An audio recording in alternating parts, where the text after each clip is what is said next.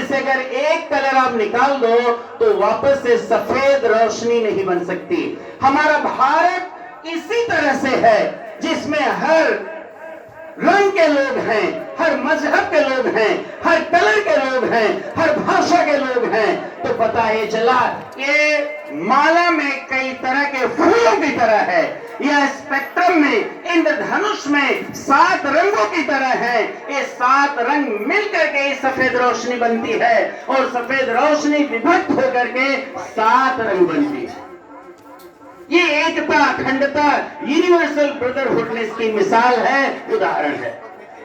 मैंने मोहब्बत word use किया, कुछ नौजवान बच्चे यहाँ पे मुस्कुराने लगे और सुनने वाले हमारे बहुत सारे बच्चे मुस्कुरा रहे होंगे कि डॉक्टर साहब मोहब्बत की बात कर रहे हैं। मैं आपको बताऊं, मोहब्बत ये स्पेक्ट्रम के 7 रंगों की तरह है। कहीं मां का प्यार है, ये भी मोहब्बत है। बाप का प्यार है, ये भी मोहब्बत है। भाई का प्यार है, ये भी मोहब्बत है। बहन का प्यार है, ये भी मोहब्बत है। बेटे से प्यार है, ये भी मोहब्बत है। बिटिया से प्यार है, ये भी मोहब्बत है। बीवी से, धर्मपत्नी से प्यार है, ये भी मोहब्बत है। बहन से प्यार से बात करो तो बीवी, धर्मपत्नी थोड़ा नाराज अगर ना हो तो नाक फुला लेती है, लेकिन वो ये नहीं समझती कि मोहब्बत के अलग अलग रंग हैं, अलग अलग स्टेचर हैं, अलग अलग नेचर हैं, अलग अलग स्टेजेस हैं, अलग अलग स्टेट्स हैं, अलग अलग फेजेस हैं। सब मोहब्बत एक जैसी नहीं है। जैसे दाल सब एक ही दाल है भाई, अरहर की दाल, उड़दी की दाल, मटर की दाल, चने की दाल और कितनी दालें हैं। दाल नाम है लेकिन कई रंग के हैं, कई तरह के हैं। मोहब्बत के भी बहुत सारे रंग हैं। इन सब से ऊपर मोहब्बत ईश्वर की, खुदा की मोहब्बत, ईश्वर दूत की, पैगंबर की। तो पता ये चला सबसे मोहब्बत का हकदार सिर्फ और सिर्फ ईश्वर है, अल्लाह है।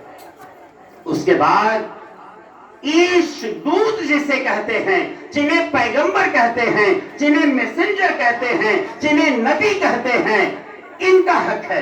पैगंबर मोहम्मद सल्लल्लाहु अलैहि वसल्लम से पूछा गया कि मेरी मोहब्बत का सबसे ज्यादा हकदार कौन है? आपने फरमाया उस अल्लाह के बाद, यानी उस ईश्वर के बाद, उस गॉड के बाद पैगंबर मोहम्मद सल्लल्लाहु अलैहि वसल्लम ने फरमाया मैं हकदार हूं। उसके ठीक बाद आपने कहा तुम्हारे माँ बाप, धर्मपत्नियां, बीवियां नाराज ना हो जाएं। मैं बताऊं क्यों? इसलिए कि क्रिएटर अगर ना होगा तो क्रिएशन कैसे आएगी?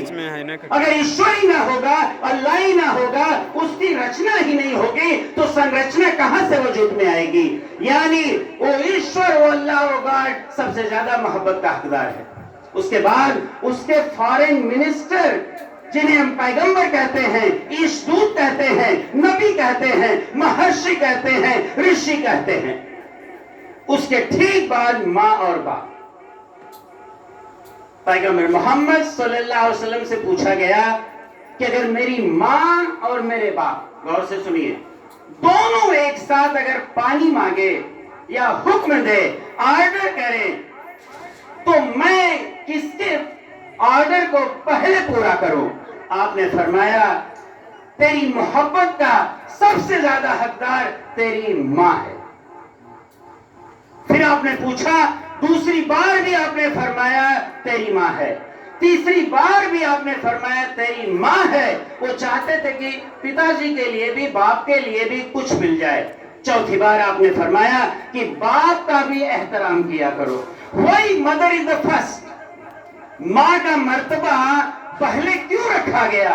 इसलिए रखा गया कि मां ने 9 महीने अपने पेट में रखा और 4 महीने के बाद ये बच्चा मां के पेट में सीखना शुरू कर दिया। पैगंबर मोहम्मद सल्लल्लाहु अलैहि वसल्लम फरमाते हैं 40 दिन में मटेरियल जमा होता है, 42वीं रात में नाक कान आंख इसके स्ट्रक्चर बनते हैं, स्ट्रक्चर्स बनते हैं। 4 महीने के बाद रूह यानी आत्मा एक फरिश्ता एक ईश दूत ला करके उसमें डाल देता है। आज का मेडिकल साइंस भी कहता है कि 4 महीने के बाद बच्चे की दिल की धड़कन सुननी चाहिए। अगर नहीं सुना गया तो बच्चा माँ के शिकम में माँ के पेट में बराबर नहीं है। अब मैं ये भी बता दूं आपको, ये बच्चा माँ के पेट में 4 महीने के बाद सीखना शुरू कर देता है। माँ जो खाती है, पीती है, पढ़ती है, बोलती है, सब सुनता है। और मैं 2 एग्जाम्पल दूंगा। एक तो सबसे पहले मैं महाभारत का दूंगा। आप अच्छी तरह जानते हैं कि अभिमन्यु ने 6 दरवाजे जो तोड़े, आपने माँ के पेट सुभद्रा के आपके शिकम में आपने सीखा। और 7वां दरवाजा जब तोड़ने का अर्जुन जी जिक्र करने लगे तो सुभद्रा जी को नींद आ गई और 7वां दरवाजा तोड़ना आप नहीं समझ पाए। इसलिए कौरवों ने, दुर्योधन एंड कंपनी ने 6 दरवाजे पर तो परास्त न कर सके, लेकिन 7वें दरवाजे पर अभिमन्यु को परास्त कर दिया। माँ के पेट में अभिमन्यु ने सीखा। ऐ मुसलमानों, तुम्हारे में अब्दुल कादिर जिलानी है। 4वीं कक्षा में मैंने भी पढ़ा है।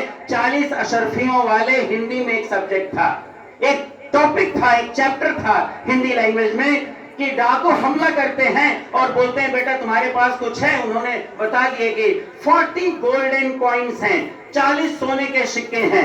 आपने कहा कि तुमने कैसे बता दिया? उन्होंने कहा मेरी माँ ने कहा था बेटा कभी झूठ मत बोलना। आज कहते हैं भाई झूठ नहीं बोलनी तो काम ही नहीं चलेगा। लेकिन टीचर, प्रोफेसर, डॉक्टर नहीं बोलूंगा भाई, साइंटिस्ट, ये काफी हद तक ये सच बोलते हैं।